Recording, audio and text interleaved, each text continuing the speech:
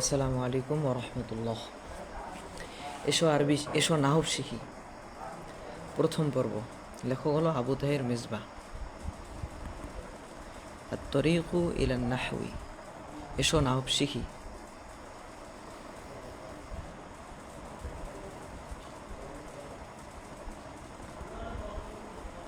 কিছু কথা।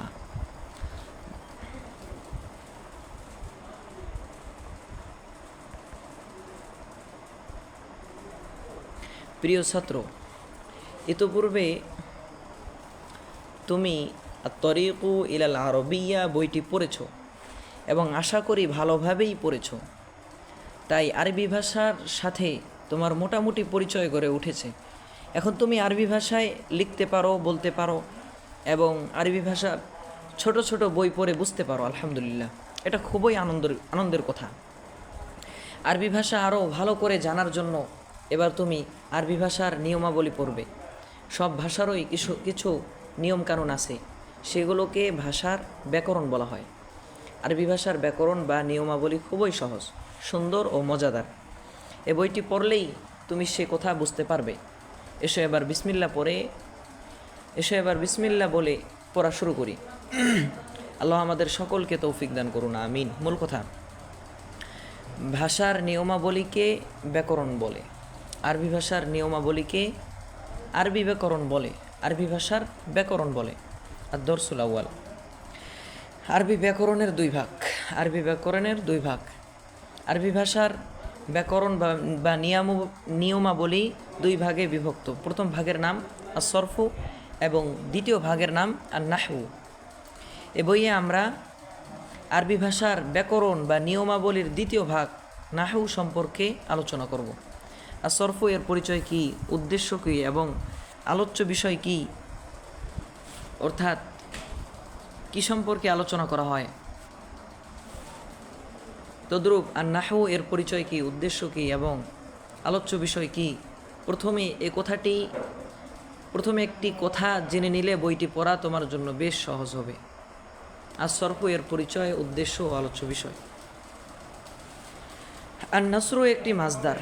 এই মাজদার থেকে তুমি বিভিন্ন মাপের বহু শব্দ তৈরি করতে পারো, যেমন নাসরা ইয়ানসুরু, উনসুর, নাসিরুন, নাসিরুন ইত্যাদি। এভাবে যে কোনো মাজদার থেকে তুমি বিভিন্ন মাপের বহু শব্দ তৈরি করতে পারো। কিন্তু তোমার ছোট ভাইটি হয়তো তা পারে না।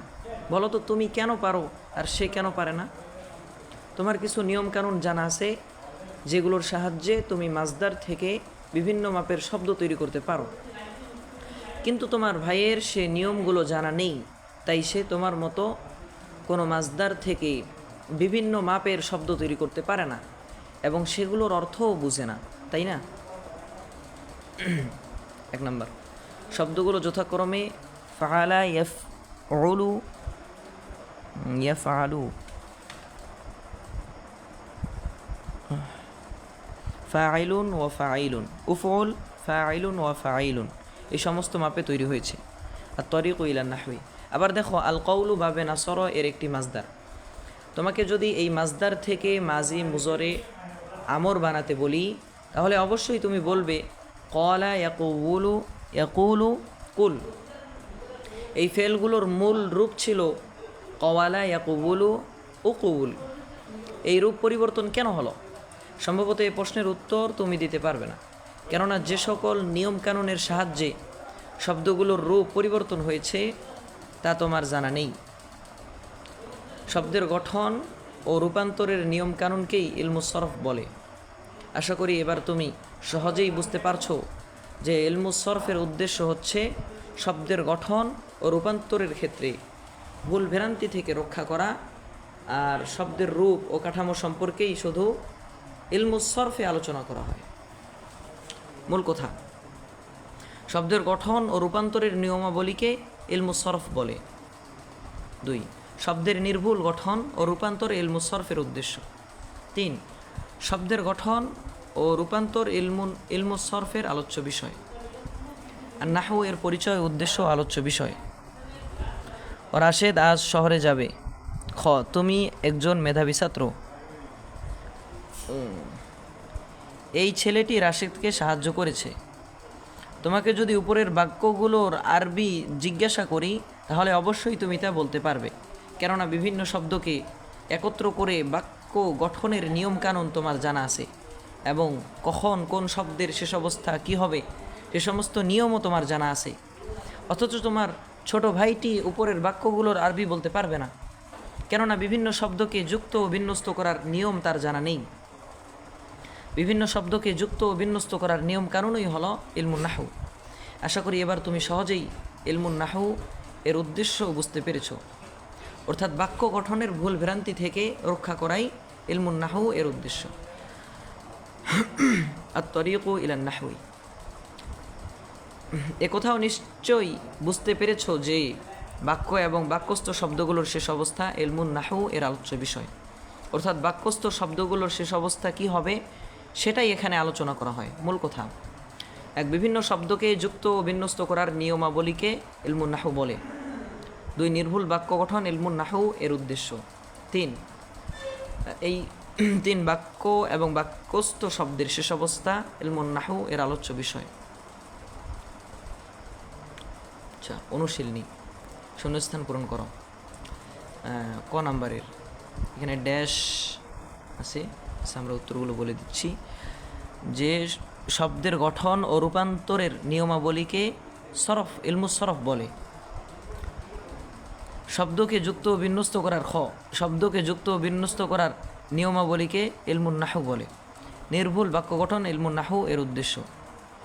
শব্দের গঠন ও রূপান্তরের ক্ষেত্রে ভুল থেকে রক্ষা করা শব্দের গঠন ও রূপান্তরের ক্ষেত্রে ভুল থেকে রক্ষা করা, এটা হলো ইলমুস সরফের উদ্দেশ্য। উত্তর দাও।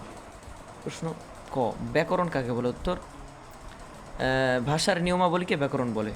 খ, ভাষার নিয়মকানুনকে কি বলে? উত্তর, ভাষার নিয়মকানুনকে ব্যাকরণ বলে। ইলমুন নাহু মানে নাহু বলে। নাহু মানে ব্যাকরণ, নাহু শব্দের অর্থ হলো ব্যাকরণ। তো ভাষার নিয়মকানুনকে ব্যাকরণ বলে। আরবি ভাষার নিয়মকানুনকে কি বলে? উত্তর, যেহেতু ভাষার নিয়মকানুনকে ব্যাকরণ বলে তাহলে আরবি ভাষার নিয়ম কানুনকে আরবি ব্যাকরণ বলে, ঠিক না? তো ঘ, আরবি ভাষার ব্যাকরণ কয় ভাগ ও কী কী? উত্তর, আরবি ভাষার ব্যাকরণ হলো 2 ভাগে বিভক্ত। একটা হলো ইলমুস সরফ আর একটা হলো ইলমুন নাহু। এরপরে প্রশ্ন হলো 3 নম্বর প্রশ্ন, শব্দের গঠন ও রূপান্তরের নিয়মাবলীকে কি বলে? উত্তর, শব্দের গঠন ও রূপান্তরের নিয়মাবলীকে ইলমুস সরফ বলে। যে নিয়মাবলীর সাহায্যে শব্দের গঠন ও রূপান্তর জানা যায় তাকে কি বলে? তো যে নিয়মাবলীর সাহায্যে শব্দের গঠন ও রূপান্তর জানা যায়, যে নিয়মাবলীর সাহায্যে শব্দের গঠন ও রূপান্তর জানা যায়, শব্দের গঠন, যেহেতু এটা কি বলছে, শব্দের গঠন ও রূপান্তর জানা যায় তাকে ইলমুস সরফ বলে। শব্দের গঠন, যদি বাক্যের গঠন হইতো, কারণ বাক্যের গঠনের জন্য কি করতে হয়, ইলমে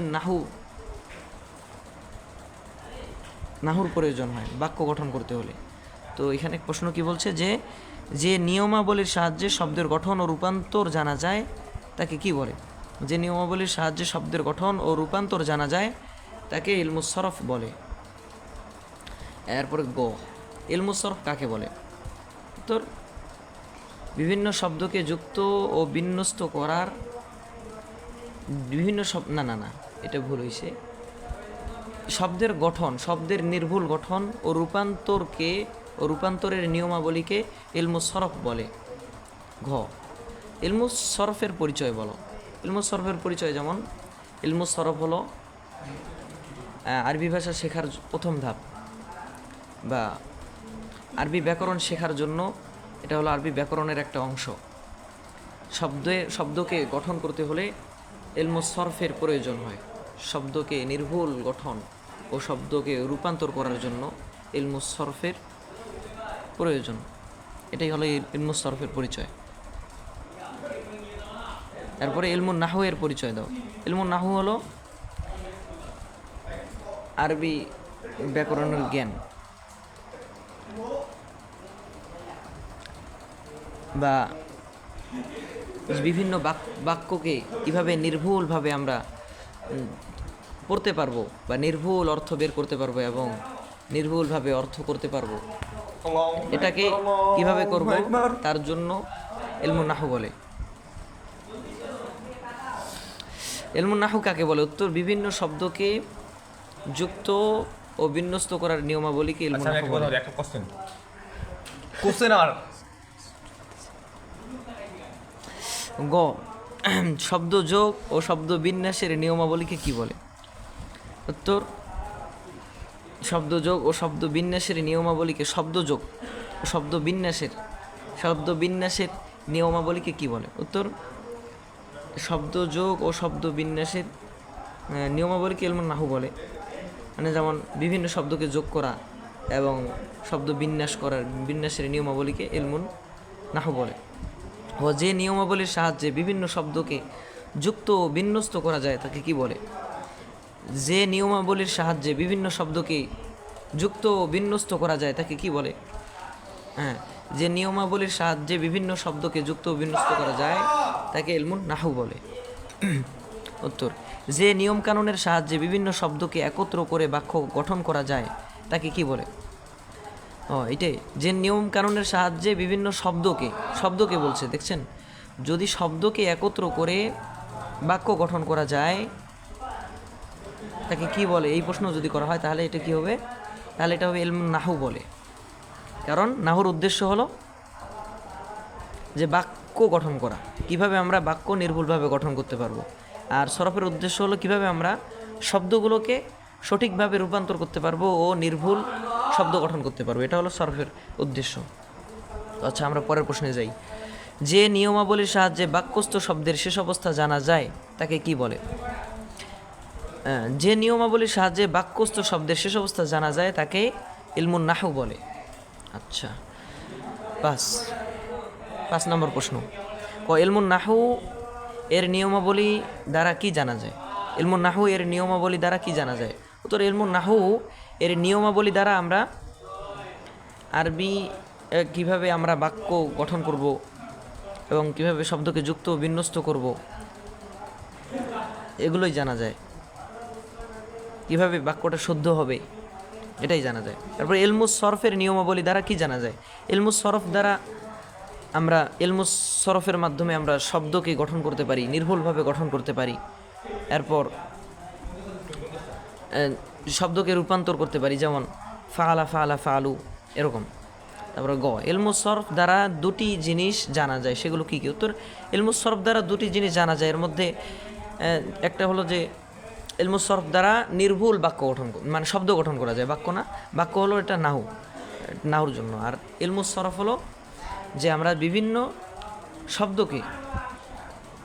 শব্দকে নির্ভুল গঠন করতে পারবো, শব্দগুলোকে গঠন করতে পারবো একটা। আরেকটা হলো যে বিভিন্ন শব্দকে রূপান্তর করতে পারি, মানে যেমন আদ-দরবু মাজদার থেকে আমরা অনেকগুলো বের করতে পারি ফেল, যেমন দরবা দরবা দরবু এরকম। যারা মিজান পড়ছেন তারা হয়তো এগুলো বুঝতে পারবেন। আচ্ছা, এরপরে ইলমুন নাহু এর উদ্দেশ্য কি? উত্তর, নির্ভুল বাক্য গঠন ইলমুন নাহু এর উদ্দেশ্য। ইলমুস সরফের উদ্দেশ্য কি? ইলমুস সরফের উদ্দেশ্য হলো যে নির্ভুল শব্দ গঠন করা ও শব্দকে রূপান্তর করা, মানে একটা শব্দকে বিভিন্ন রকমের করা, এটা কি বলে? রূপান্তর। তারপর ইলমুন নাহু ও ইলমুস সরফের উদ্দেশ্য কি? ইলমুন নাহু ও ইলমুস সরফ এটা এই দুটোই হলো আরবি ব্যাকরণ আর কি, দুটো মিলেই আরবি হলো ব্যাকরণ। দুইটা হলো দুই ভাগে। ইলমুন নাহু ইলমুন নাহু এর উদ্দেশ্য হলো, এটা কি বলছে প্রশ্ন, যে ইলমুন নাহু ও ইলমুস সরফের উদ্দেশ্য কি? ইলমুন নাহুর উদ্দেশ্য হলো যে বাক্যকে নির্ভুল গঠন করা, ও ইলমুস সরফের উদ্দেশ্য হলো যে শব্দকে নির্ভুল গঠন করা, নির্ভুল শব্দ গঠন করা। আচ্ছা, ইলমুন নাহু ও ইলমুস সরফ কাকে বলে? উত্তর, ইলমুন নাহু ও ইলমুস সরফ ওই যে আগে বলেছিলাম যে ইলমুন নাহু ও ইলমুস সরফ এই দুটো মিলেই, মানে ইলমুন নাহু এর ভিতরের অংশ আর কি, যে ইলমুস সরফ। ইলমুন নাহু হলো আরবি ব্যাকরণ, আর এই আরবি ব্যাকরণটা শেখার জন্য আমাদেরকে কী করতে হবে? ইলমুস সরফ আগে শিখতে হবে। এজন্যই কওমি মাদ্রাসায় সর্বপ্রথম মিজান পড়া হয়, মানে এই শব্দকে যুক্ত বিন্যস্ত কীভাবে করব এগুলো আগে শেখানো হয়। কারণ এটা না শিখলে আমরা নাহু বুঝবো না। তাই এজন্য আমাদেরকে প্রথমে ইলমুস সরফ শিখতে হবে। তো যারা এখনও সরফে দুর্বল আছেন, তো তাদের জন্য তাদের জন্য আমার পরামর্শ হলো যে তারা আগে ইলমুস সরফ বিষয়ে আগে ভালো মতো পারদর্শী হয়ে, অথবা আরবি শিখের প্রথম, দ্বিতীয়, তৃতীয় খণ্ডগুলো ভালোভাবে অধ্যয়ন করার পরে এই কিতাবটা পড়া শুরু করা। তো ইলমুন নাহু এটা হলো যে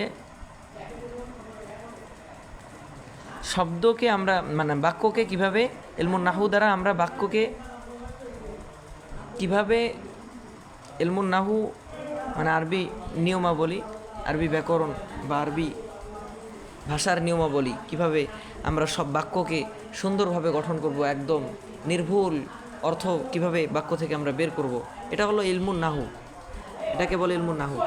আর ইলমুস সরফ এটাও হলো ওই শব্দ নির্ভুল গঠন ও শব্দকে রূপান্তর কিভাবে করব, এর জন্য হলো ইলমুস সরফ। তো উভয়টা মিলেই হলো আরবি ব্যাকরণ।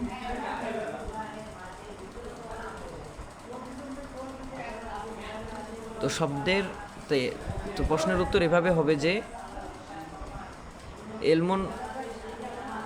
নির্ভুল বাক্য গঠন করাকে ইলমুন নাহু বলে, আর নির্ভুল শব্দ গঠন করাকে ইলমুস সরফ বলে।